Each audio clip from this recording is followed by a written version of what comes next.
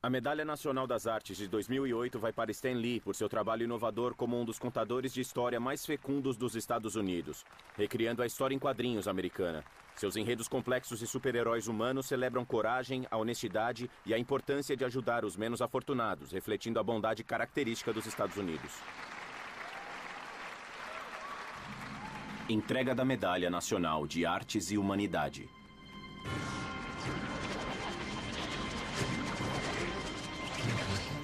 Stan Lee é colossal, assim como Walt Disney é gigante. Ele criou o Homem-Aranha, o Hulk, o Quarteto Fantástico, os X-Men e o Homem de Ferro. Esses personagens são maiores que a vida. O Stan Lee é um pioneiro no sentido mais verdadeiro. Sem ele, não haveria histórias em quadrinhos, nenhuma história da Marvel seria contada. Ele sempre se coloca nos quadrinhos. Ele se prende a todos os temas testados e aprovados, mas faz isso de um jeito que acho que ninguém mais fez. Stan foi, de fato, o primeiro escritor de histórias em quadrinhos que fez com que o ser humano por trás da máscara fosse mais importante que a própria máscara. O nome mais famoso na história dos quadrinhos americanos. Stan Lee. Stan Lee. Stan Lee. Stan Lee. O Stan Lee é muito quente. Ele já tem 86, mas eu pareço mais velho do que ele. O homem que mudou a cara das histórias em quadrinhos. Aquele é o Stan Lee e é ele. Eu disse, oh, meu Deus! Ele influenciou a vida de, tipo, milhões e milhões. Ele realmente transformou ele mesmo num grande ícone. Quando eu me encontrei com ele no set, eu vi todos se juntando ao redor dele e era como se o Mick Jagger estivesse lá. Nova York, Comic Con. Eu tô aqui há 3 dias esperando pelo Stan Lee. Eu me identifico muito com o que o Stan Lee escreve nos seus personagens. Como vai? O Peter Parker faz eu me lembrar de mim mesmo. Aprendi a ler com os quadrinhos do Homem-Aranha. Stan Lee. Amamos você, Stan!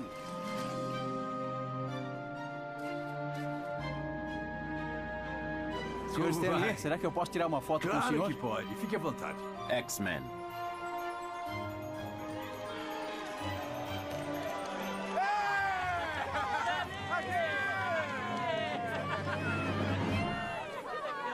Stan Lee, eu sou seu maior fã de todos.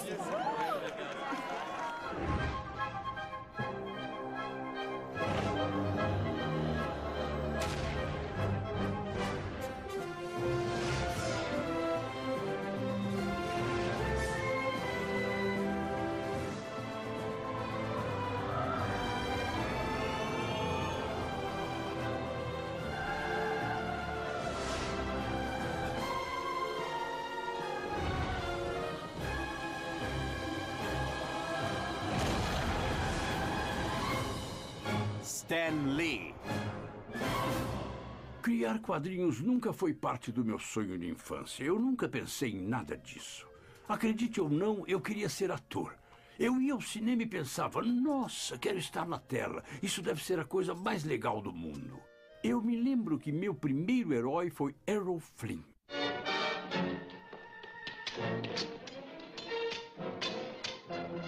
Eu estraguei seus planos? Minha educação foi nos dias de depressão. Terça-feira Negra, a queda da Bolsa de 29. Nós vivíamos no Bronx, na University Avenue. Nós morávamos num apartamento velho que, nossa, eu odiava. Meus pais dormiam num sofá na sala que virava uma cama de casal e eu dormia numa cama num quartinho. Ainda me lembro como era importante ter bastante dinheiro para um pedaço de pão e um pouco de leite. A grande preocupação dos meus pais, que eles repetiam o tempo todo, era: o que vamos fazer se não descolarmos juntos dinheiro o bastante para o aluguel desse mês? E assim a gente seguia. Meu pai estava muito preocupado em conseguir um emprego. O pobre cara estava quase sempre desempregado. É por isso que eu trabalhava. Mesmo quando estava na escola, eu sempre tinha empregos de meio período. Aos 16 anos, eu trabalhei na segunda maior indústria de calças do mundo. Depois tive um emprego como porteiro em Nova York, no Teatro Rivoli, na Times Square. Entrei nos quadrinhos por acidente. Quando eu soube que eles tinham uma vaga na Magazine Management, queriam que eu trabalhasse no departamento de quadrinhos. Um departamento e tanto, tinha 2 pessoas, Joe e Jack. E os 2 estavam de fato dirigindo a Timely Comics quando cheguei lá para trabalhar. Jack era o artista e escrevia alguma coisa também. Joe era o principal escritor, mas também o editor, então era mais com ele que eu lidava. Ele me mandava buscar sanduíches ou pedia para eu encher um tinteiro. Quer dizer, fiz muitas coisas jornalísticas com ele. Eu me lembro do primeiro dia que ele veio aqui, ele veio ao escritório. Ele tinha uma flautinha, se sentava num canto e tocava. Aquilo deixava Jack Kirby louco. Quando ele chegou no escritório, nunca achei que daria certo. Houve uma época em que eles precisaram de alguém para escrever as 2 páginas. Cada gibi tinha que ter 2 páginas de prosa para ser aceito nos privilégios de 2ª classe dos Correios. E nós achávamos que ninguém lia aquela coisa. Então comecei a colocar o Stan para escrever essas 2 páginas. E eu pensei, uau, meu primeiro trabalho.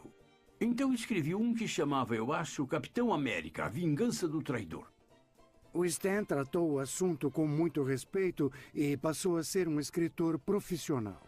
Meu nome na época era Stanley Martin Lieber. Peguei meu primeiro nome, Stanley, e cortei na metade. Eu não queria usar o nome Stanley Martin Lieber, porque eu estava guardando aquilo para o grande romance americano que eu acabei nunca escrevendo. Produzido e escrito por Stan Lee. Depois de cerca de 10 edições do Capitão América menos de um ano, Joe Simon e Jack Kirby de repente saíram da empresa e nós não tínhamos um editor. O Capitão América foi deixado na mão sem o seu redator e seu artista principal.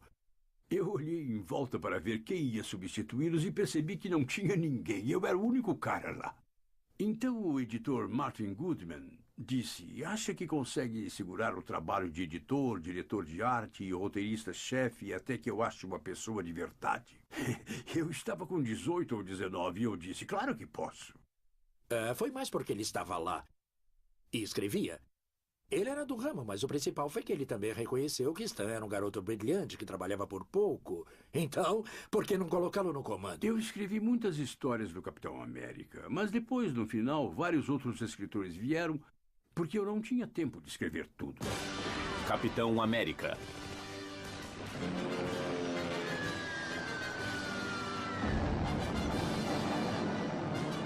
$1.500 mortos no Havaí. Estados Unidos declaram guerra. Os Estados Unidos entraram na guerra e os super-heróis foram para a guerra junto. Quem mais poderia ser o pior supervilão do que os nazistas? Simon e Kirby foram os 2 primeiros a fazer de fato Hitler como o pior vilão do mundo. Caso do Esquadrão do Mistério. Se olhar para quase toda a edição dos quadrinhos da Marvel, que na época era Timely Comics, você vai ver o Príncipe Submarino, o Tocha Humana ou o Capitão América lutando contra um vilão nazista ou japonês muito horroroso, terrível, diabólico. Os quadrinhos estavam vendendo. Estávamos vivendo nossa mitologia, nós estávamos vivendo nossa cultura. E estávamos vencendo a guerra através de nossos super-heróis. E os nossos verdadeiros heróis estavam no exterior.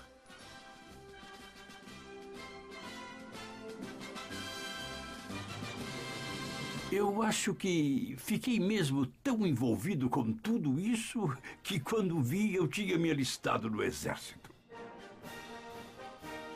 Stanley Yen, Serviço das Forças Armadas. Assinatura. Eu senti que nossa nação estava de fato em perigo. E eu não poderia conviver comigo mesmo se eu fosse um civil enquanto os outros estavam lutando. No exército fui classificado como roteirista. Eles me mandaram para campos diferenciados onde escrevi filmes de treinamento. Ele mesmo desenhou um panfleto sobre como não contrair doença venérea e eu diria que ficou muito bom. DST? Não em mim. Havia apenas 9 homens do exército que foram classificados como roteiristas, e eu estava em ótima companhia. Eu estava com William Saroyan, Carl Laemmle Jr., Frank Capra e um cara chamado Theodore Geisel, que vocês devem conhecer como Dr. Seuss. Stan conseguia, como sempre, terminar o trabalho rápido e ele podia ficar sentado e enrolar um tempo, eu acho. Japoneses desistem. É oficial, a guerra acabou. Paz. Após a guerra terminar, todos nós pudemos voltar ao normal. Todos acharam que seria a última guerra e que agora haveria paz no mundo.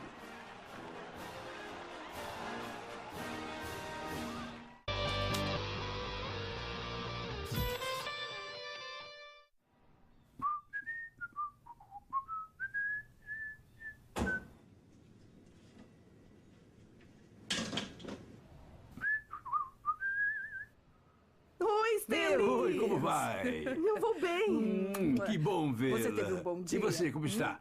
Você está ótima, mas você sempre está bem. O que você quer? Eu só vou pôr a minha maleta ali e já Tá, volto. boa ideia. Eu não sei como a gente se casou. Essa é a diferença entre eu e você. Quantos anos faz? Você sabe quantos anos? 60. Eu vou dizer pra você, 60 anos. 60 anos este ano. No dia 5 do mês Nesse que mês? vem. E eu ainda isso não mesmo. sei se acertei. Eu posso também contar toda a verdade, nada mais que a verdade. Eu vim da Inglaterra no velho Mauretânia, na última das guerras adoráveis. Eu vim pra cá como uma noiva de guerra e me tornei uma modelo de chapéus.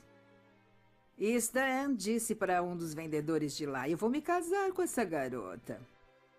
E o rapaz disse, sem chance, ela é casada. E ele disse, não, essa é a garota com quem vou me casar. E 6 semanas depois eu estava torrando o dinheiro dele. Não consigo Vem, dançar. levanta. Eu não sei dançar, não vou fazer isso, não vou. As pessoas pensam que eu sou maravilhoso, não vou passar por isso. Não, por favor, não faça isso comigo. Vai em frente, você é muito boa. Deviam tê-la visto há 60 anos.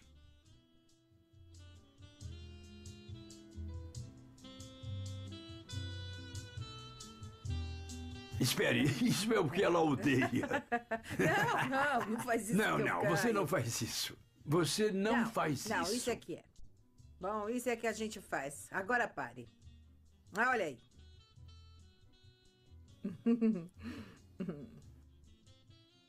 Moça do corpo dourado, do sol de Ipanema, o seu balançado é mais que um poema. Tudo aqui é mútuo. Eu a amo e ela ama que eu a ame.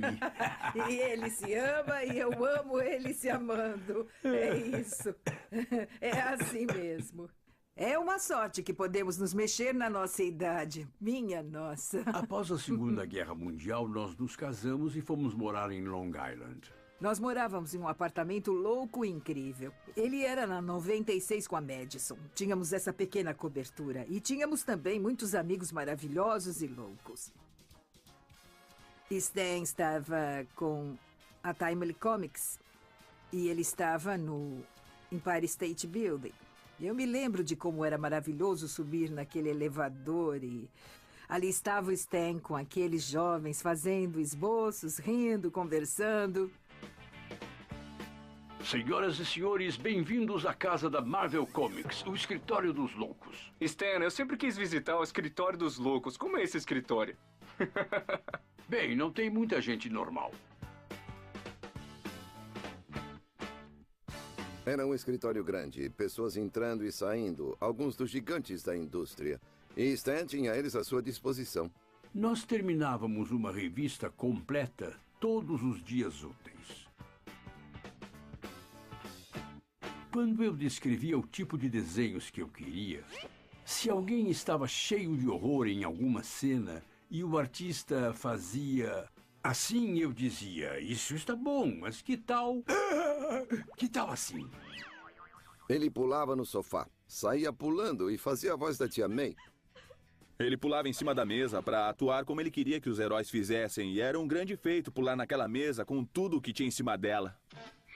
Ele acreditava na abordagem do cinema mudo. Não faça nada ao meio termo. Se alguém for pisar na mesa, você não vai fazer assim, não.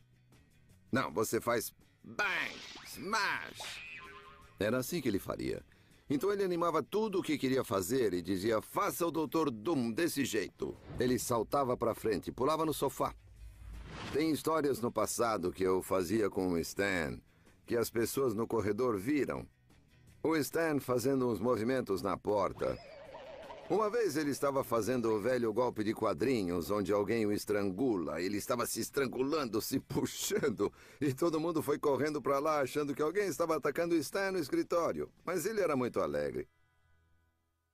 Sabe, é engraçado. Algumas pessoas em algum lugar achavam que eu escrevia e desenhava. Achavam que as tiras eram só minhas. Mas elas não teriam sido nada se não fosse pelos artistas com quem eu trabalhei. Eu só colocava as palavras nas bocas dos personagens. Eu podia ter a ideia original, mas depois disso, o trabalho era uma parceria. Stan permitiu que os artistas fossem eles mesmos e acho que isso foi fundamental.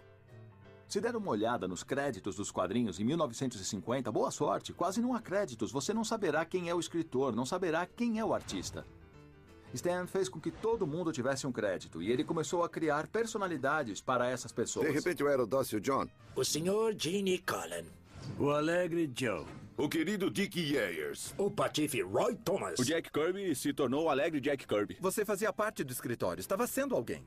Eu queria que os nossos leitores sentissem que somos parte de um grupo, de um círculo, que estávamos nos divertindo muito e que o resto do mundo não sabia disso. Então eu quis formar um clube. Dei um nome bobo, a MMS. A Feliz Sociedade Marvel que Marcha.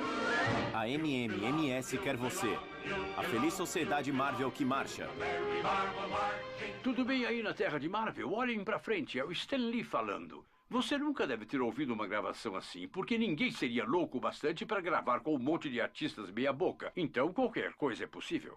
Lee, quem o tornou um DJ? O alegre Jack Kirby. Diga algumas palavras para os fãs, Jackson. Algumas palavras. Olha, amigo, eu cuido do humor por aqui.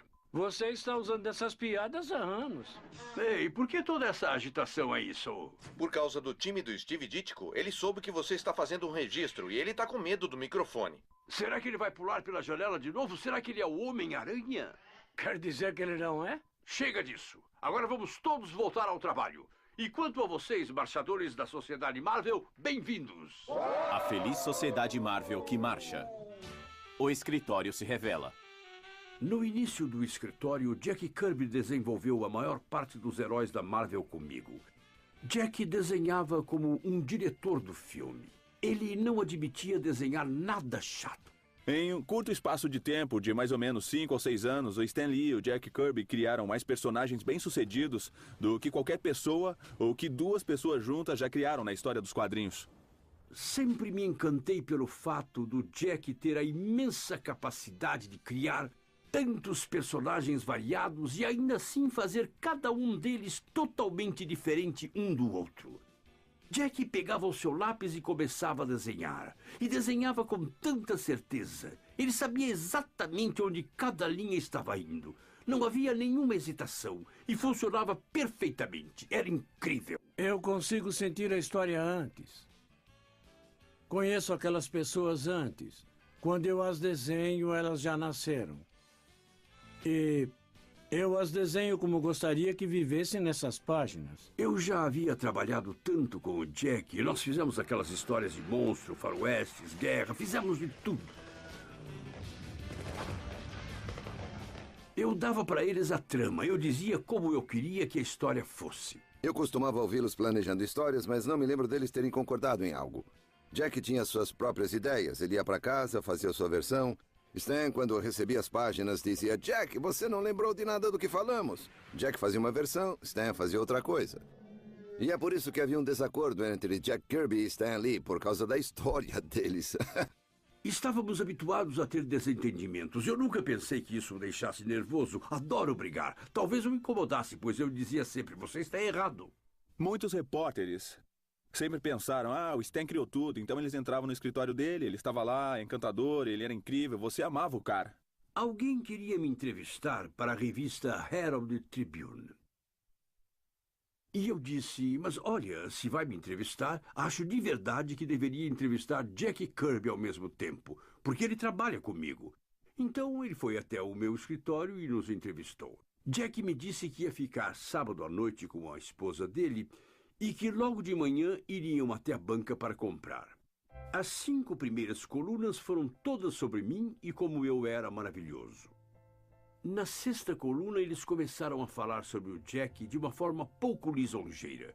Recebi um telefonema da Rose, a esposa de Jack. Eu não tinha visto o artigo e pensei que ela estava me ligando para dizer como foi legal e como estavam animados. Só que ela estava em lágrimas e disse como isso pôde ter acontecido. Foi a coisa mais horrível, foi mesmo. Jack foi embora e eu realmente suspeito que pode ter sido pelo simples fato dele ter se cansado de sempre estar escrito nos créditos por Stan Lee e Jack Kirby o tempo todo e pode ter desejado sua independência. Pelo que eu sei, não há controvérsia. Quero dizer, ele foi o maior parceiro que um cara pode ter.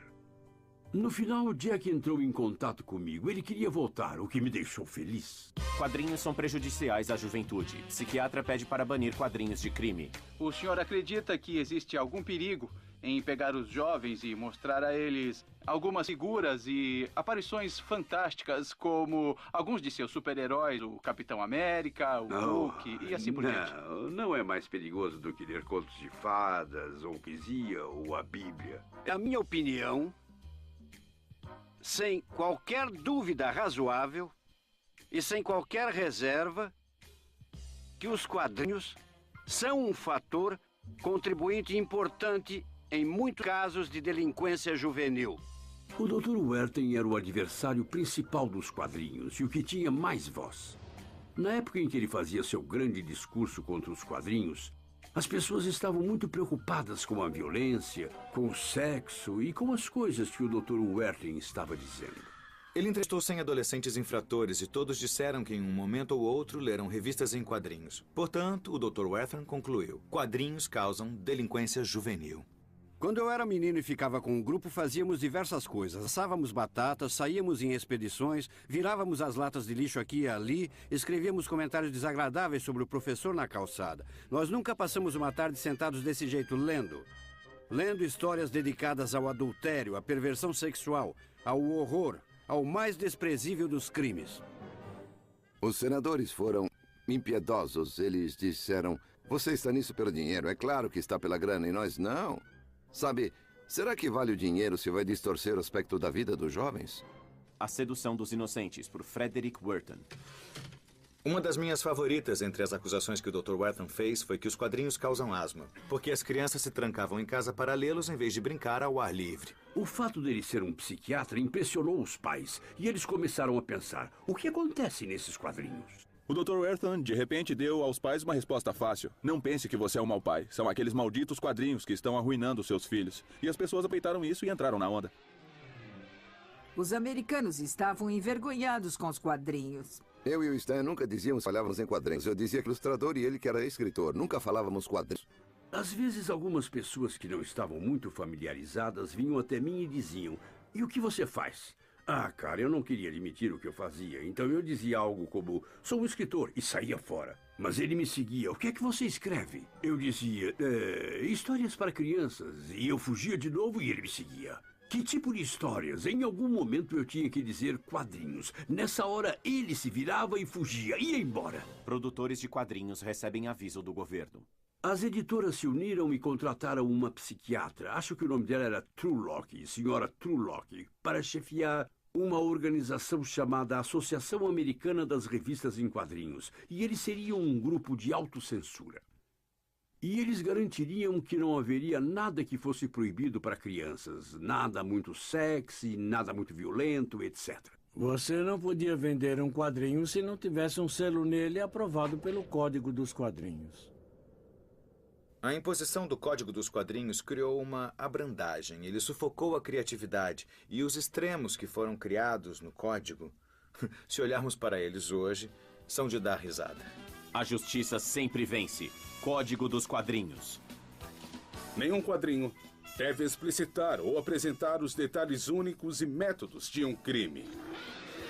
Cenas de violência excessivas devem ser proibidas. Ilustrações sugestivas de apelo sexual são inaceitáveis. Foi uma época incrivelmente frustrante também. Eu nunca conheci alguém que me dissesse: ei, você é o cara que escreve Millie, a modelo? Nossa, eu li aquilo e é ótimo. Nunca ouvi isso. Millie, a modelo. As vendas ficaram muito ruins e nosso editor, Martin Goodman, teve que parar um monte de histórias em quadrinhos. Levou cerca de 2 anos quando chegamos ao ponto em que nós íamos falir. E Martin falou: Stan, estou indo para Miami e gostaria que dissesse à equipe que vou ter que despedi-los. Essa era também uma das coisas que eu tinha que fazer. Aquele foi um dos piores momentos da minha vida. Porque eles não eram só artistas e escritores que trabalhavam para mim. Eram pessoas que eram meus melhores amigos. Quer dizer, eu conhecia suas esposas, conhecia seus filhos, sabia tudo deles. E eu falei: me desculpe, não temos nenhum trabalho para vocês por talvez 1 ano ou 2. Meu Deus, foi a pior coisa. Eu não tinha nenhum trabalho, não havia nenhum lugar para trabalhar. Então arrumei um emprego de guarda de segurança na General Foods. Eu tinha certeza em 54 que jamais voltaria a trabalhar com quadrinhos de novo. Nós nos mudamos para o Parque Avenue.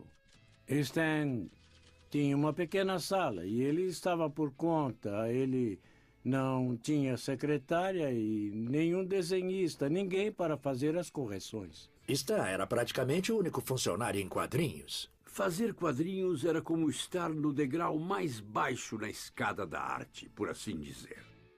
Lá estava eu, um homem maduro, estava nos meus 30 e fazendo coisas de adolescente. História em quadrinhos. Os meus vizinhos eram corretores, eram banqueiros, eram empresários, eram médicos, eram advogados. Eles não me levavam a sério. Que tipo de referência havia no fato de escrever quadrinhos? Então continuei a ficar lá, pois eu tinha uma esposa e um bebê, uma criança. Eu não sabia mais para onde ir, mas enfim, eu estava pronto para desistir lá pelos idos de 1960 ou 61. Eu fazia isso já há 20 anos. Eu disse à minha mulher, olha, tenho certeza de que tem alguma coisa que eu posso fazer. Vou tentar escrever um romance ou algo assim. E ela disse, Stan, se quer desistir, por que primeiro não faz um quadrinho do jeito que gostaria? Para um público mais velho, e o escreve da maneira que sentir vontade. Saia do seu óbvio. O pior que poderá acontecer é você ser demitido, mas já quer desistir mesmo. Quando Joan disse, por que não faz um quadrinho do jeito que queria fazer, era como se uma lâmpada acendesse na minha cabeça. E eu senti, pelo menos vou sair do óbvio. E depois eu desisto ou serei demitido. Martin disse para mim, por que não faz um livro com um monte de heróis? Então eu pensei, tudo bem, vou arrumar um grupo de heróis, mas dessa vez eu queria fazê-los do meu jeito. Eu queria escrever coisas que atraíssem pessoas mais velhas também. Se eu tivesse um superpoder, de jeito nenhum que eu ia usar uma máscara e não ia querer que as pessoas soubessem quem eu era. Eu ia falar para todo mundo, olha para mim, posso fazer coisas que você não pode, sou melhor do que você. E aqui está o meu nome, se não acredita. O Quarteto Fantástico. Foi ali mesmo, naquele momento, com o número 1 do Quarteto Fantástico, que a era dos quadrinhos Marvel começou. E no que Stan Lee tornou-se o começo. 1961. Este é um ano notável. John Kennedy tornou-se presidente, Alan Shepard tornou-se o primeiro americano no espaço, o biquíni tornou-se moda e a Marvel Comics fez a sua estreia. Eu vi aqueles quadrinhos que eram diferentes de tudo que já tinha visto. As páginas eram recheadas de energia. Venham me pegar! Super-heróis de quadrinhos até 1961 eram personagens mais fracos. Eles não tinham, de fato, um senso de humor. Não tinha nenhuma consistência, não tinha tramas escondidas. Tentamos escrever histórias que nós curtiríamos e, aparentemente, as pessoas no mundo têm os mesmos gostos. Odeio dizer isso. Eu gostaria de achar que meu gosto é muito melhor, mas, aparentemente, todos devem ter o mesmo gosto, porque os quadrinhos vendem muito bem. De repente, os super-heróis de Stan estavam lidando com sofrimento, autotormento, angústia. Essa foi de fato a primeira vez que uma dimensão adicional da personalidade tinha sido trazida ao super-herói. Stan conseguiu trazer algo que nos fazia ter interesse pelo personagem, em oposição à fantasia. Espera aí. Estão lutando uns com os outros. Eles não gostam necessariamente um do outro. Não gostam de seus poderes. Eles acham que é como uma maldição, não algo bom que aconteceu. O que está errado? Eu estou desaparecendo? A primeira vez que um personagem, ou coisa, que é um dos mais populares, usou uma roupa de super-herói na rua, ele reagiu de uma maneira que eu sempre achei que um personagem de um livro deveria reagir. Em vez de achar normal, ele disse, eu pareço um doido nessa fantasia, as pessoas vão olhar para mim. E tivemos histórias onde eles foram expulsos de suas sedes porque tinham perdido um monte de dinheiro no mercado de ações e não podiam pagar o aluguel. Coisas que nunca aconteceram antes a super-heróis. Eu não vejo nenhuma razão para os nossos super-heróis, como o Quarteto Fantástico, viverem em cidades como Metrópolis ou Gotham City. Por que eles não podem viver em Nova York, sabe? Eu conhecia Nova York, então decidi por lá. Eu podia escrever confortavelmente sobre a cidade. E quando iam ao cinema, por que não iam para um cinema na Broadway? Por que não ir até o Radio City Music Hall? E quando Tosha Humana, que era o adolescente Johnny Storm, queria um carro esportivo, não iria comprar um V8 Whiz-Bang. Eu dei a ele um Chevy Corvette. E então, de novo, tentei fazer as coisas o mais realista possível, mesmo essas histórias sendo histórias de fantasia. As coisas explodiram na Marvel, tanto quando ele estava fazendo isso no início dos anos 60, quanto no final de 1960. O distribuidor, que era a DC, basicamente disse à Marvel: vocês estão vendendo tão bem que estamos fazendo mais dinheiro com vocês do que com nossa editora. Nós vendemos cerca de 60 milhões de cópias de revistas por ano. Acho que isso dá 5 milhões por mês. Quando passamos para DC, eu quase caí duro. A DC era o Cadillac da indústria. Eu não podia acreditar. Em 1961, com os quadrinhos do Quarteto Fantástico, aquilo cresceu exponencialmente. Foi absolutamente um milagre. Eu diria que dos anos 60 aos 70 foi quando eu curti o negócio dos quadrinhos mais do que já tinha curtido. 61? Foi o Quarteto Fantástico. Em 62 foi o Hulk. E o Homem-Formiga? Thor. O Homem-Aranha. Em 63 teve... O Sargento Fúria. Homem de Ferro. O Homem Gigante. Doutor Estranho e... Os X-Men. Os Vingadores. Em 64... Em 65... Nick Fury. Em 66... O Surfista Prateado. Foi como se estivéssemos num rolo e nada pudesse nos parar. A radicalização dos super-heróis, loucos por quadrinhos, quadrinhos mais que um negócio divertido. O homem por trás do Homem-Aranha na Marvel Comics. O que deixa Stan feliz, paz e sossego. E o computador dele.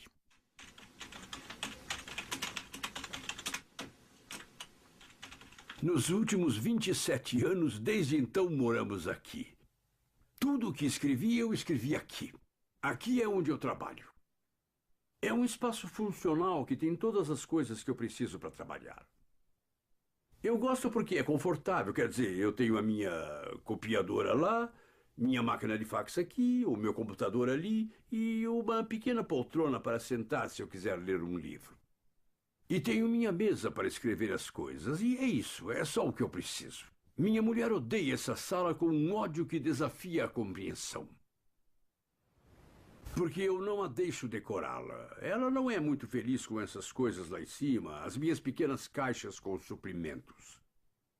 Ela odeia todos os fios atrás desse computador. Ela detesta essa sala. Nós temos boas brigas. Nada que chegue a ser violento. Mas sou muito mandona e ele é bem mandão. E estamos sempre querendo ganhar um do outro. Uma das piores brigas que nós tivemos... Não me lembro o que eu disse ou fiz, mas você ficou com raiva. E você se lembra, eu tinha uma linda máquina de escrever Hamilton. Portátil, silenciosa. Minha mãe comprou para mim. Eu a tinha há anos. Escrevi algumas das minhas primeiras histórias nela. Então essa é a máquina onde eu escrevi o Quarteto Fantástico, o Homem-Aranha, o Hulk e os X-Men. E você ficou com raiva de mim sobre algo que eu disse. Porque você agiu com estupidez. Deve ter dito algo como: Joan, como pode ficar a isso, idiota? O sol está na direção errada, ou algo assim. Por que isso a deixou nervosa? Eu não tenho ideia. De qualquer maneira, não importa o que eu disse, ela levantou aquela máquina de escrever assim. Meu coração estava na boca e eu fiquei pensando: ah, não, ela não vai, ela não faria, ela não vai. E ela jogou no chão. E a máquina se espatifou em milhões de pedaços.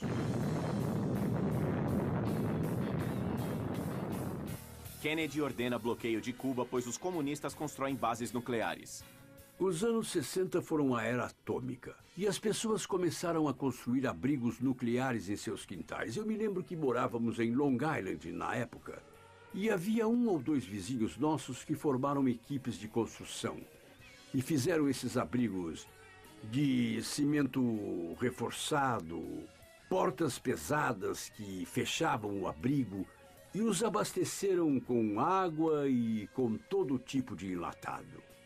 E iriam ficar ali se alguma bomba atômica ou míssil fosse lançado. As pessoas estavam mesmo com medo de serem mortas, queimadas vivas, ficarem desfiguradas, e todos estavam envolvidos na ciência e na fissão nuclear. Então, quando eu criei o Hulk, eu queria dar-lhe uma base científica.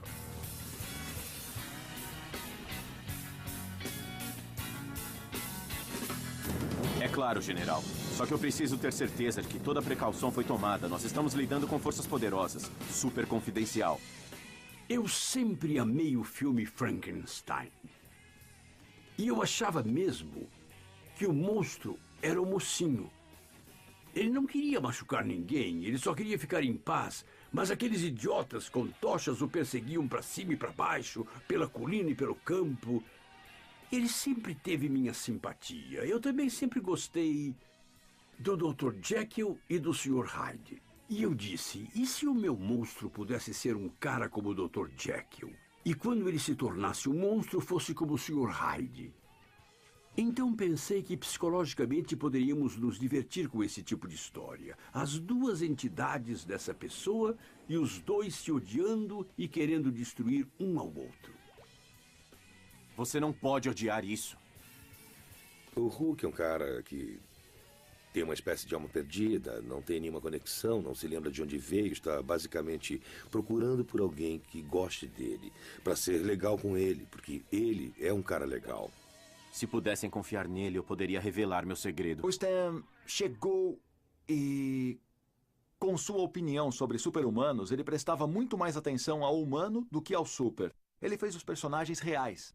Ele os fez parecerem pessoas que você conhecia, eram seus amigos, seus vizinhos, e de repente as pessoas entraram emocionalmente nisso e se preocuparam com isso. Eu acho que o Stan fez foi transformar os super-heróis em humanos mesmo. Uma das coisas que eu aprendi com o Stan é que o importante mesmo não é o Homem-Aranha. É o cara com o traje do Homem-Aranha. O importante é o Peter Parker. Peter Parker devia ser um homem qualquer, ou um jovem qualquer, com todos os conflitos, incertezas e confusões que qualquer jovem tem. O Peter Parker é um garoto normal do Queens, que é estranho socialmente, tem problemas com garotas, tem problemas de dinheiro. Tentei colocá-lo no mundo real e dar-lhe o tipo de coisas com as quais leitores normais poderiam se identificar. Ele tinha unhas encravadas, a roupa dele rasgava enquanto estava lutando. Foi muito fácil para mim me identificar com Peter Parker. Porque tudo que eu tinha que fazer era pensar em coisas que aconteceram quando eu era jovem. Por exemplo, eu poderia ter um grande encontro com uma garota que eu gostava muito, sem saber que eu ia ter um ataque de alergia naquela noite e estaria espirrando em todo lugar. Ou que haveria outra menina que eu queria muito causar uma impressão, levá-la para jantar. Então, no caminho de casa, eu perceber que não tinha dinheiro suficiente para o táxi. E você imagina a grande impressão que causaria em um encontro se tivesse que levá-la para casa num metrô lotado. Então, não foi muito difícil para mim inventar coisas para o Peter Parker. Eu só tinha que pensar nas coisas que aconteceram comigo. O Homem-Aranha é o Stan. Eu enxergo isso perfeitamente. Todas as coisas que Stan sente moralmente. A frase do tio Ben. Tudo isso é a atitude do Stan. É parte da sua humanidade. Sempre senti pena dos super-heróis. Por que alguém passaria a vida inteira lutando contra bandidos? Por que não basta casar, ter filhos e levar uma vida normal? Então eu queria dar ao Homem-Aranha um motivo real. Uma razão verdadeira para o leitor entender que ele sempre carregava esse sentimento de culpa. E essa foi a razão. Com grande poder vem uma grande responsabilidade. Com grande poder vem uma grande responsabilidade. É um grande conto de moralidade. Peter Parker não aparece como um bom rapaz. Ele era egoísta. Ele pensou, sabe, eu tenho esses poderes, quer saber? Eu vou ganhar uma grana, vou lucrar em cima disso. E cometeu um erro. De uma forma muito kármica, ele deixa passar alguém que devia ter prendido. E essa pessoa acaba matando seu tio Ben. Isso foi uma verdadeira lição. Más notícias, filho. Seu tio foi assassinado com um tiro. Meu pai sempre me dizia, Stan, o mais importante é fazer a coisa certa. E eu costumava escrever, se tratar as pessoas do modo como quer ser tratado, não poderá haver nada de ruim no mundo. É daí que veio, da natureza da pessoa que escreveu o Homem-Aranha e tudo isso. Então, como eu tive a ideia do Homem-Aranha? Eu já disse isso tantas vezes em tantos lugares que, pelo que eu sei, pode até ser verdade. Eu estava tentando pensar em um novo personagem. E, obviamente, uma das decisões mais importantes a tomar seria qual é o superpoder que o personagem tem. Nós já tínhamos o homem mais forte do mundo, alguém que podia voar e assim por diante. O que foi que restou? E então vi uma mosca na parede e eu pensei, uau, não seria legal se eu tivesse um personagem que pudesse grudar na parede como um inseto? Então eu disse, é o que vou fazer, mas eu precisava de um nome, os nomes são muito importantes. Então pensei na coisa mais lógica, Homem-Inseto, mas não parecia glamouroso ou dramático. Eu pensei, Homem-Mosca? Não, isso não serve. Homem-Mosquito? Eu segui uma lista e cheguei na aranha. Homem-Aranha. Eu não sei porquê, mas pareceu dramático, assustador.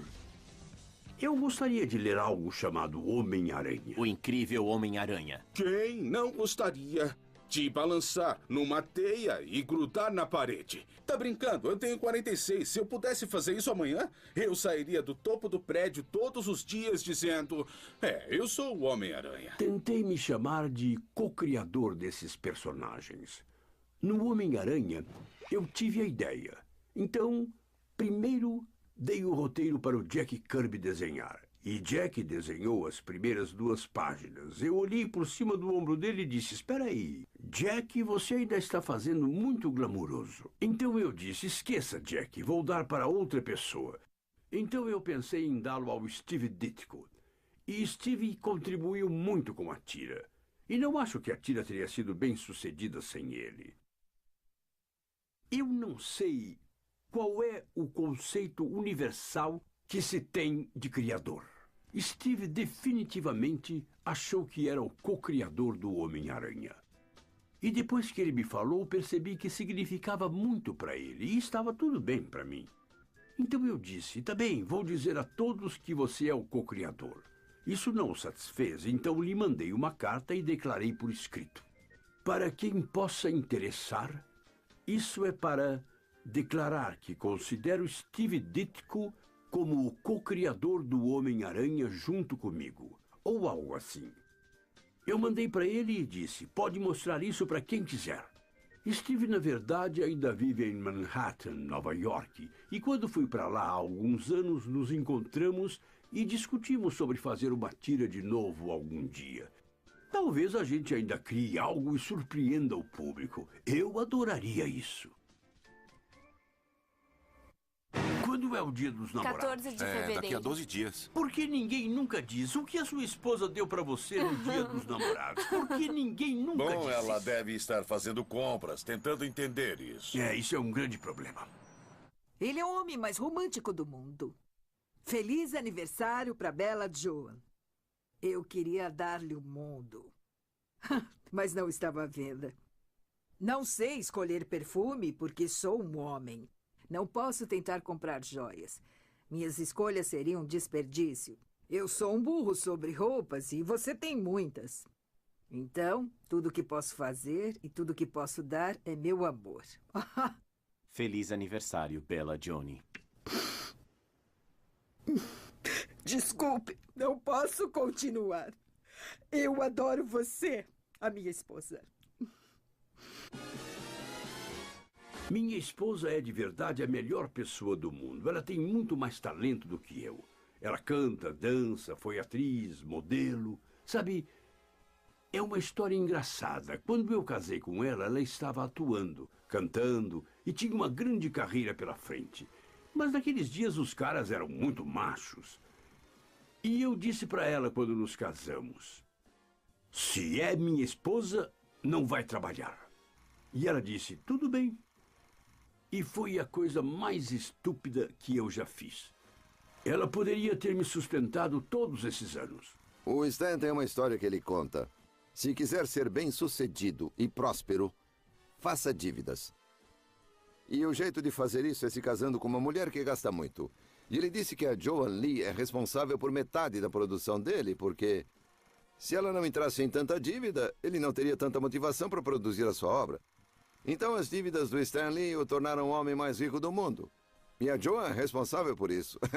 Minha filha não é sensata e prudente, e eu também não. Nós gastamos o dinheiro dele alegremente. Como é ter um pai que é o rei dos quadrinhos? Bom, ele é... Como eu posso dizer? Ele é imbatível. A sua imaginação, sua criatividade, o seu brilho. Não tornou fácil para os outros homens que eu conheci em muitos aspectos. Agora eu posso parar de te beliscar. Mas eu... E quanto isso custou? É uma fortuna. Viu essa nova roupa que ela está usando? Não, eu sou a maior fã dele. Eu sou a maior fã. Com certeza, eu sou a maior fã. Agora eu vou lá fora dizer para minha filha que a atriz se portou muito bem. Isso foi bem colocado. De todos os personagens... Sempre foi. De todos os personagens que seu pai criou, qual o seu favorito? Eu. Isso foi melhor ainda. Essa é ótima. Que danada. Eu sou um escritor. Minha esposa cuidou da maior parte da formação cultural dela. E ela cresceu maravilhosamente. Ela é uma mulher linda, talentosa. É uma designer de joias, uma artista. Foi uma atriz. Temos muito orgulho dela. Nós tivemos outra filha que não sobreviveu. Nós a chamamos de Jen, porque a Joan achava mais próximo de Stan. Joan preparou todo o quarto. Ele estava lindamente decorado. Então ela viveu cerca de 7 dias e morreu. Mas nós nunca, na verdade, falamos nisso. Interessante, nós nunca falamos muito sobre a Jen. Eu a vi uma vez, eu insisti para vê-la e ela era pequena, menor do que Joan. Sei. Uma bebezinha bonita. E eu nunca vou esquecer, porque eles estavam tão empolgados e diziam: ela tomou um pouco de água hoje, ela comeu um pouco disso hoje. Fiquei lá uns 8 dias que ela ficou na incubadora. E a enfermeira que estava lá veio e disse: a neném morreu. Eu tirei as minhas trompas. Eles fizeram isso e o meu médico não só as amarrou, pois as trompas podem ser ligadas, mas ele as cortou para que não pudessem ser desfeitas. Tentei adotar e não consegui. Eu não pude adotar um bebê judeu, pois não sou judia. Eu não podia adotar de uma família católica porque sou episcopal. Naquele determinado momento não podia. Não dava para adotar em nenhum casamento misto na época. Tudo o que tinham que fazer era vir e olhar como vivíamos, olhar a minha filha, ver a minha esposa com a nossa filha, olhar para mim. Mas eles só a investigavam, falavam com ela e ela voltava para casa aos prantos. Não se lembra de como estava irritada quando chegou em casa e disse: não vou mais passar por isso, passar pelas entrevistas que você tinha aqui. Sim, você esqueceu? É isso mesmo. Cara, e como você me deixou nervoso. Como eu educaria a criança. Parece haver uma qualidade na natureza humana que, se todos tiverem a mesma religião e todos viverem no mesmo país, provavelmente as pessoas de cabelos negros vão odiar as loiras e talvez os ruivos sejam evitados. Eu não sei, parece que algumas pessoas precisam se sentir superiores às outras e não se gostarem. O trabalho dele foi um símbolo da época em que ele estava, porque ele pegou muitas coisas que aconteceram e as fundiu nos seus personagens. Uma coisa que eu percebi é que não havia muitos super-heróis negros. Então eu criei o Pantera Negra. Stan estava lá desde o início, com o Falcão, com o Capitão América, com o parceiro do Capitão América. Era uma coisa totalmente nova. São coisas incríveis, temas surpreendentes para lidar em histórias em quadrinhos. Nos X-Men, eu acho que a minha intenção foi mostrar que o mundo nunca tolera totalmente pessoas que são diferentes. Então, aqui ninguém poderia ter sido mais diferente do que esses 5 ou 6 mutantes que eu criei. E, na verdade, nós mostramos que as pessoas os temiam e depois, pouco a pouco, começaram a odiá-los porque eles eram diferentes. Eu acho que a maneira com que o X-Men prega a tolerância, que a comenta, é muito descarada. Sabe, é tudo sobre os marginais e eles falam sobre isso e se unem e prevalecem. Embora sejam perseguidos, também são tolerantes com os seus perseguidores. Sejam humanos ou mutantes maus. E dessa forma eles pregam a tolerância mesmo como vítimas. Muita gente, sabe, se sente e cresce se sentindo diferente. É disso que se trata o universo dos X-Men. A diferença. Conforme eu crescia e me sentia como um marginal, embora eu acho que todo adolescente se sinta assim, talvez uma fantasia pessoal seja, e se minhas fraquezas ou coisas que me fazem diferente me fizessem forte? E esse é o tipo de mensagem central dos X-Men. O que torna os X-Men heróicos não são tanto seus superpoderes, mas a sua causa. E o seu foco que é vamos nos abraçar e aprender com a individualidade a viver um com o outro. Mas foi um tema sutil que estava por baixo, pois o tema principal era a emoção, a aventura e a cor. Se as pessoas entendessem o tema, bom, eu sei que ainda seria uma boa tira. É algo que ninguém pode tirar dele. As coisas que os personagens podem fazer, obviamente, atraem especialmente os jovens. Mas depois existem esses outros temas, assuntos mais complexos, que dão substância ao trabalho. E conforme os anos 60 começaram a se tornar os anos 60, onde os temas de alienação, aceitação e sentimentos contra o complexo industrial militar se tornaram mais e mais importantes para uma cultura juvenil crescente, ele realmente virou tudo de cabeça para baixo de novo. Naquele tempo, todo mundo estava cansado do complexo militar industrial. Só por diversão eu pensei em fazer o Homem de Ferro, um símbolo do complexo militar industrial, e fiz os leitores gostarem dele.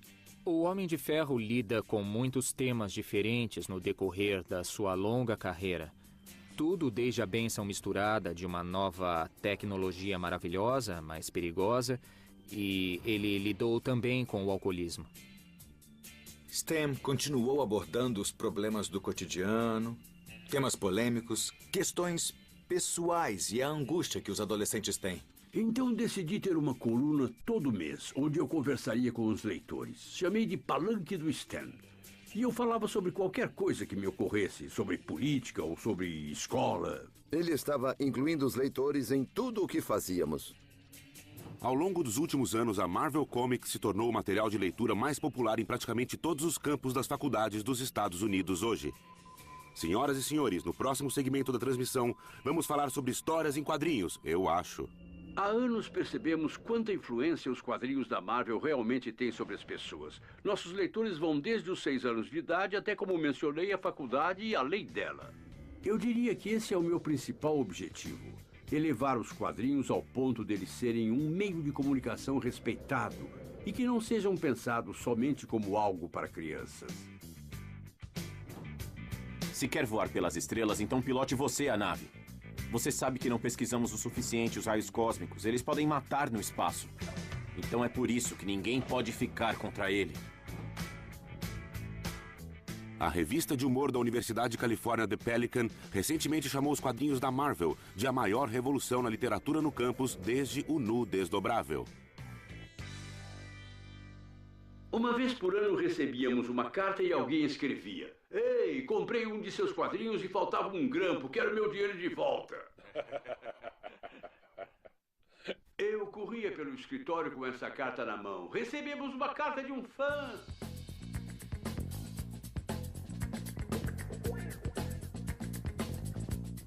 Faço muitas palestras nas universidades por todo o país. Na verdade, amanhã estou indo para Las Vegas, na Universidade de Las Vegas. Ironicamente, algumas das crianças que tiveram suas histórias em quadrinhos tiradas delas quando tinham 5 anos, ao entrarem na faculdade, quando tinham uns 20 anos, me convidaram para fazer uma palestra em sua faculdade.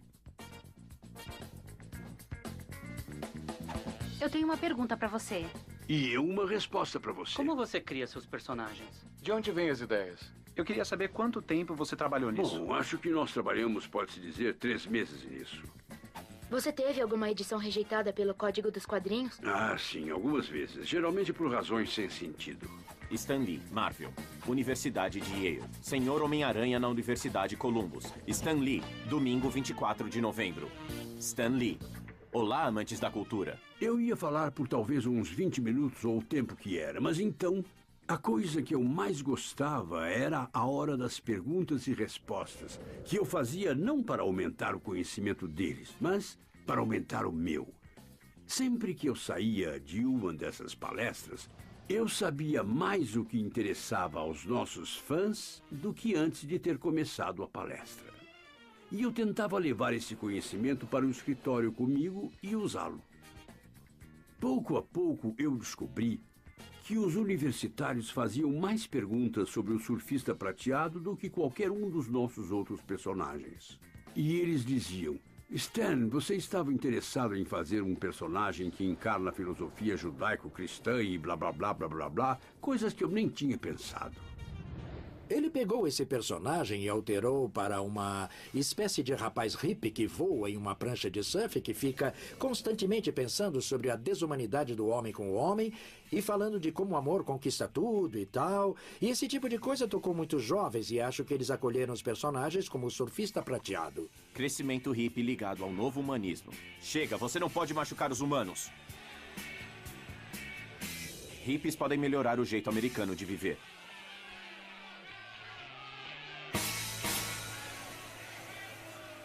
A Marvel Comics começou a assumir uma personalidade e eles começaram a ver que havia um cara por trás dessa coisa toda.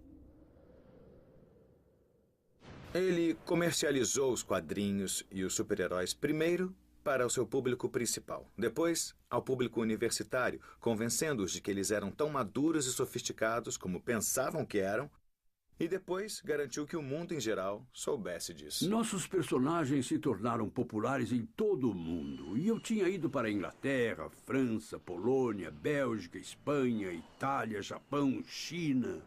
E comecei a passar menos tempo no escritório. Eu não via muito os escritores. Ele teve que colocar o Thor, o Homem-Aranha, o Quarteto Fantástico para outras pessoas escreverem. E esses quadrinhos nunca tinham sido, pelo menos o Homem-Aranha e o Quarteto Fantástico, nunca tinham sido escritos por outra pessoa. Estou me dedicando somente a tentar levar a empresa para outros campos. O cinema e a televisão. Eu tinha ido para a Califórnia a negócios e ia ficar por um dia, passar a noite. E eu pensei, essas pessoas não percebem que estão vivendo no paraíso, o clima, a vastidão. E eu pensei, como posso mudar para Los Angeles quando tudo na Marvel está em Nova York? Então eu disse ao pessoal da diretoria, sabe, por que não montamos o nosso próprio estúdio em Los Angeles? E eu mesmo faço o supremo sacrifício.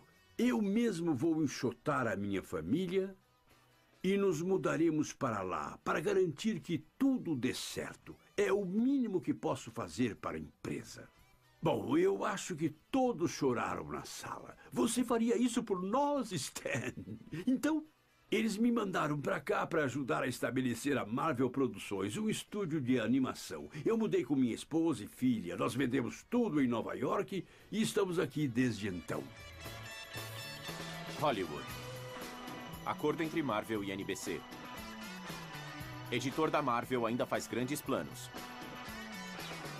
O Vingador de Capa mira as telas. Editor da Marvel se concentra em TV e cinema.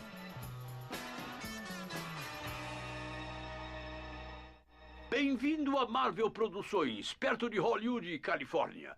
Aqui é onde estamos transformando muitos de seus heróis favoritos dos quadrinhos em programas de TV. Amigos do Aranha, vamos em frente! Muito bom, podemos manter isso. No estúdio de animação da Marvel Produções, eu era a cabeça criativa do estúdio. Eu me intrometia em todas as coisas que estavam fazendo, nos roteiros, na arte e na direção.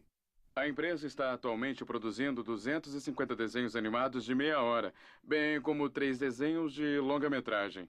Eu cresci com o Stan, sabe? Com os desenhos dele, com a voz dele no Homem-Aranha e seus incríveis amigos. Olá, fãs do Aranha. Aqui é Stan Lee convidando vocês para o baile anual da boa e velha ESU. Mas ouçam o meu conselho, não se acomodem muito, porque estaremos em perigo antes que percebam. Eu conheci do desenho. Eu via o desenho na televisão e aquilo me enfeitiçou. Milhares de pessoas nunca tinham ouvido falar do Homem-Aranha. Centenas de milhares nunca tinham ouvido falar dele até verem o desenho. Então eles estavam certos. Foi inteligente, uma boa jogada.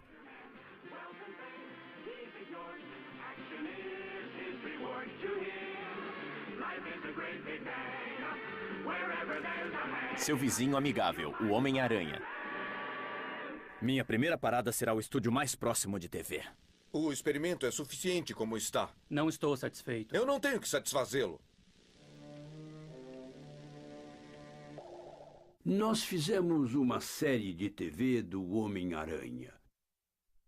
Não havia coração para a série. Um vilão fazia alguma coisa e o Homem-Aranha virava o Homem-Aranha, perseguia o vilão e o pegava. Subia num prédio e era só isso. E depois dos primeiros episódios percebi que não estava indo a lugar nenhum. Eu convoquei uma reunião e a fizemos no canal. E eu pensei que essas pessoas eram sinceras e que queriam de fato ouvir as minhas opiniões do que eu achava que estava errado e como a série poderia ser melhorada. E eu disse tudo o que pude. Nenhuma mudança foi feita. A série continuou e foi cancelada depois de mais alguns episódios. Felizmente, não estragou o personagem. O Stan colocou essas emoções e esses defeitos em cada um dos seus personagens que faziam você querer virar a página e continuar lendo. E as pessoas estavam fazendo isso há décadas nos quadrinhos. Mas isso não foi traduzido para o filme necessariamente. Houve alguns filmes nos anos 80 e início dos 90 que não foram muito bons. Até então, acredito que houve somente uma tradução superficial na maioria dos filmes de quadrinhos. É difícil explicar a frustração, sabe? Nós tínhamos esses grandes personagens, sabíamos como deviam ser retratados, havia pessoas que queriam fazê-los, mas nada de fato bem-sucedido. E os fãs não tinham nenhuma esperança que a Marvel ia fazer algum filme bom. Vamos detonar! Valeu! É isso aí! Abaixa, todo mundo pro chão! Ah! Aí, o que está acontecendo? Assustei você? Isso foi interessante. Eu nunca fiz isso antes. Depois de anos de processos e disputas de propriedade, a Marvel Comics e a Sony resolveram suas diferenças, finalmente permitindo que o Homem-Aranha fosse comercializado como um grande fracasso cinematográfico. Agora, o único desafio do filme é encontrar um ator digno de usar um traje super apertado e que, por acaso, também tenha nascido sem os órgãos genitais. Finalmente, um dia, um sujeito chamado Avi Arad veio ao nosso estúdio. E Avi compreendeu os nossos personagens. Eu me lembro do meu primeiro encontro com Stan no Bel Air Hotel. E ele me disse, todos disseram que vão deixar os filmes fora disso. E ele tinha perdido a fé de que essa coisa poderia ir ao próximo nível. Houve falsos começos. Fazer um filme é complicado, bem caro. O que funcionou para nós é que há uma nova geração inteira de cineastas que realmente se ligaram em entrar nos negócios dos quadrinhos. Vai virar ator, hein? Não. Eu soube que você estava aqui e eu disse, eu não ligo, eu tenho que falar um oi para ele, eu amo ele. Eu te amo, você é como um santo, você é como um pai para mim. Sam Raimi e esse cara fizeram o Homem-Aranha. Não poderia ter sido o que foi sem esse cara aqui. Obrigado. Tobey Maguire. Eu não tinha nenhuma dúvida de que esses quadrinhos se tornariam o entretenimento mais poderoso e empolgante que o mundo tem a oferecer nos dias de hoje. Quando a tecnologia chegou a tal nível que poderia ser possível retratar esse universo de uma forma que ia funcionar com o público. Um dos filmes que todo mundo está ansioso para ver este verão é o X-Men. Vai ser nesse esquema? X-Men é basicamente uma história em quadrinhos na tela? É o primeiro personagem da Marvel que terá um filme de grande orçamento, um grande filme. Uma reunião foi marcada com o pessoal da Marvel e o Stan Lee apareceu na reunião. Ele estava tão entusiasmado. Então eu pensei, bom, eu vou descobrir como honrar aquilo que ele criou com tanto entusiasmo. Tudo o que diziam sobre o primeiro X-Men foi negativo. E você lia nos discursos, é um filme da Marvel, dá pra saber que vai falhar.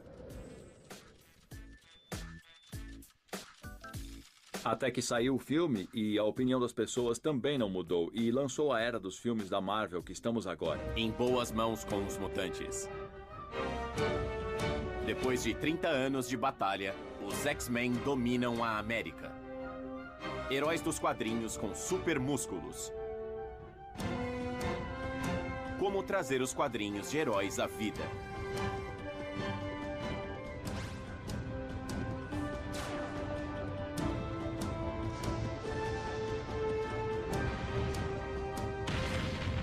O truque para esses filmes é a gente conseguir pegar a essência dos quadrinhos. É irônico que se levou tanto tempo para perceber que é na jornada emocional desses personagens que se deve começar a ser fiel a eles. Se você dissesse quando a gente era criança que as coisas de nerd seriam, tipo, os maiores sucessos comerciais, eu nunca ia acreditar nisso. Quando eles perceberam, meu Deus, isso é drama, isso é comédia, isso é aquilo, tudo se tornou um fenômeno tão grande que todo mundo se envolveu. A decisão de Stan Lee de ir a Hollywood valeu a pena. O Homem-Aranha, o herói de ação. Jogando sua teia por 3.600 telas de cinema. O dono da bilheteria. Foi o filme mais rentável desse ano. É maior do que a própria vida quando você vai para um cinema e pode ver todos os efeitos especiais e tudo aquilo. É difícil descrever a sensação de ver personagens que eu pus a mão na criação ali na tela grande e principalmente lá em cima. E parecendo tão bons. O Quarteto Fantástico e o Surfista Prateado estreia essa semana. O primeiro filme do Quarteto Fantástico arrecadou mais de 300 milhões de dólares. Quarteto Fantástico 2. Todas as coisas que o Stan criou para esses personagens estão nos filmes. Estamos aqui, estamos aqui. Obrigada. Eu criei eles. Uau! Uma foto aqui, por favor. Eu estou tão... Pelo amor de Deus, como vai, John? Deus o abençoe. Quem tem uma Deus o câmera? Quem tem uma abençoe. câmera? Minha avó tinha uma loja de doces e eu esperava os quadrinhos que vinham toda semana. Eu os abria, sabe? Não os colocava nas legal prateleiras. que você Eu queria ler gostava. todos. Eu era o Tomara primeiro que cara a tenham ler sido os da e Marvel. eram os seus. Você fica vendo todos os seus personagens ganhando vida desse jeito e você é como uma criança por dentro, pulando de alegria. Olha, já tá pulando. Não, eu sou um cara velho querendo saber se vai ser bem sucedido e quantas mais dessas coisas poderei fazer e falar sei. com caras como você, pois essa é a diversão, sabe? É, bom, na esse verdade- é o pagamento. Desculpa, sou muito grande pra você. Você é um maldito, isso sim. Stan. Coma seu coração, Ed Norton! Sabe, é engraçado, é uma situação engraçada. Você faz todo o trabalho e eu ganho tanto crédito por isso, mas eu não teria nenhuma outra maneira. aqui sabe disso. Eu sei que escrevo pra você o tempo todo, pra te dizer isso. Eu não estou sendo presunçoso, estou? Não. Obrigada. De jeito nenhum. Eu soube que você tem um papel maior do que o meu. Tudo que eu digo é uau. Nossa. Eu sempre quis ser ator e conseguir uma pequena participação num filme. Qualquer filme, mas especialmente num filme bom. É realmente uma emoção. Bom retorno a Baxter, Dr. Richards. Sai daí! A segurança precisa ser bem reforçada. Por favor, o convite, senhor. Eu deveria estar nessa lista. Tá com tudo, hein, Ref? Sabe, acho que uma pessoa só pode fazer a diferença. Já disse muito. Há 1 milhão de anos, quando eu estava escrevendo esses quadrinhos, eu nunca suspeitei que um dia eu estaria andando por um tapete verde, sendo entrevistado e com gente dizendo como se sente. Ninguém se importava como eu me sentia naquela época. A Marvel está se preparando para fazer muito mais. O Capitão América, o Thor, o Shield, teremos o Homem-Formiga. Acredita, até o Homem-Formiga. Você criou tantos personagens como Jack Kirby. O que ele pensaria de tudo isso? Ele ficaria emocionado, ele ficaria encantado. Eu sinto muito que ele não esteja aqui para ver tudo. Jack foi uma das pessoas mais talentosas e legais que eu já conheci. Quando Jack Kirby morreu, foi quase inacreditável, porque sempre houve um Jack Kirby e ele sempre foi o rei dos quadrinhos, até onde todo mundo sabia. E eu não podia imaginar não tê-lo por perto, não tê-lo desenhando. Ele era certamente um dos melhores artistas do ramo, se não o melhor. O Sr. Kirby, que criou ou ajudou a criar quadrinhos clássicos como personagens de livros, o Hulk, Capitão América, Thor e muitos outros. Não havia nada que o Jack não tenha feito, não tenha conseguido. E ele nunca fez menos do que o seu melhor. Ele era também um dos mais amáveis, mais cooperativos, mais úteis, mais decentes seres humanos. Foi uma grande perda quando Jack se foi. Foi difícil porque ele significava tanto para mim. E eu sabia o que tinha perdido.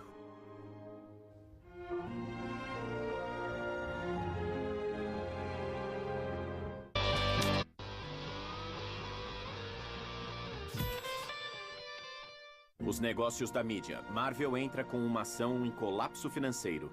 E a Marvel foi à falência. É difícil de acreditar porque ela está tão bem agora. Porém, coisas aconteceram. A Marvel ficou financeiramente falida. Mas os personagens, as propriedades intelectuais não tinham falido.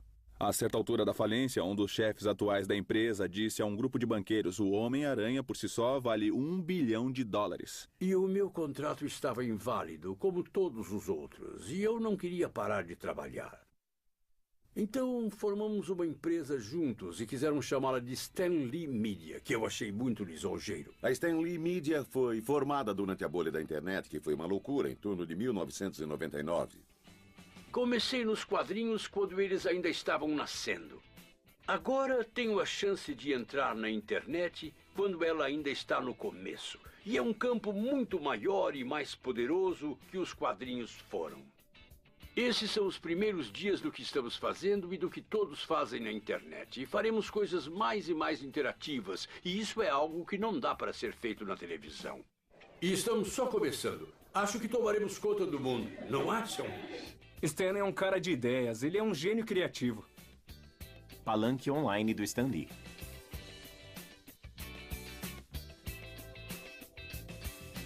Éramos uma empresa em pleno funcionamento. Tínhamos opções de ações. A empresa foi a público. Quando percebi, tínhamos uma equipe com 200 pessoas. E estávamos fazendo grandes coisas. Nunca me diverti tanto.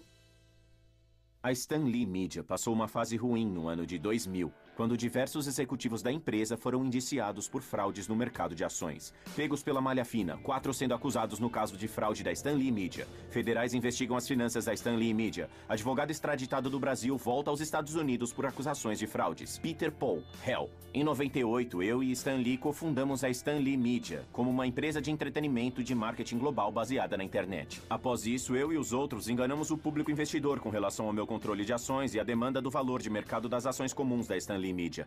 Stan é o criador consumado. Ele não tem nada a ver com o negócio financeiro. É possível que tenham se aproveitado. Foi uma terrível bomba para mim, especialmente porque as pessoas tinham investido na empresa e ela tinha o meu nome. Foi de cortar o coração. As pessoas começaram a ir embora, então foi muito difícil. Todos estavam tristes, então a gente não queria ir. A gente queria continuar trabalhando.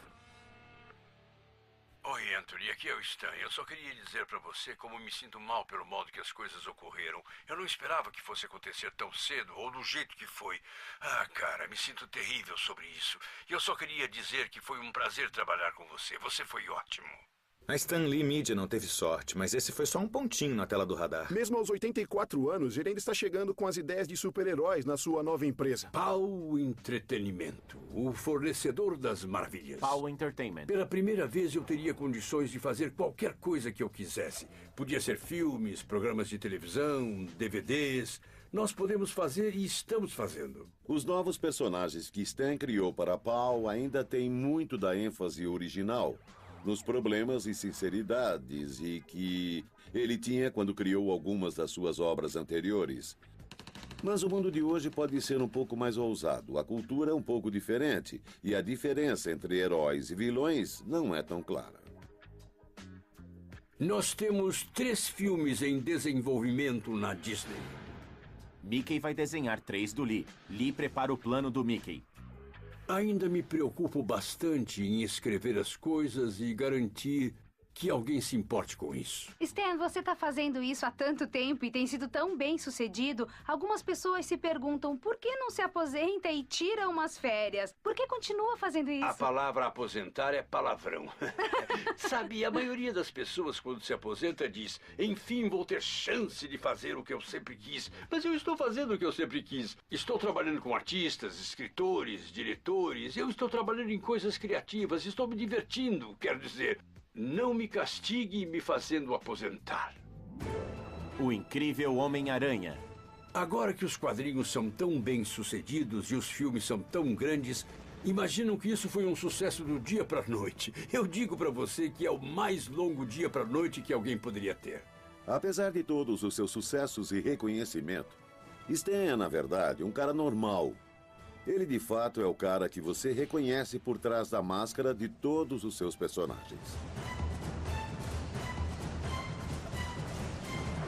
Eu fiz tudo o que queria fazer. Eu queria escrever e eu escrevi. Eu queria fazer mais filmes, mais televisão, mais DVD, mais internet. Eu queria fazer mais palestras. Eu queria fazer mais de tudo o que eu estou fazendo.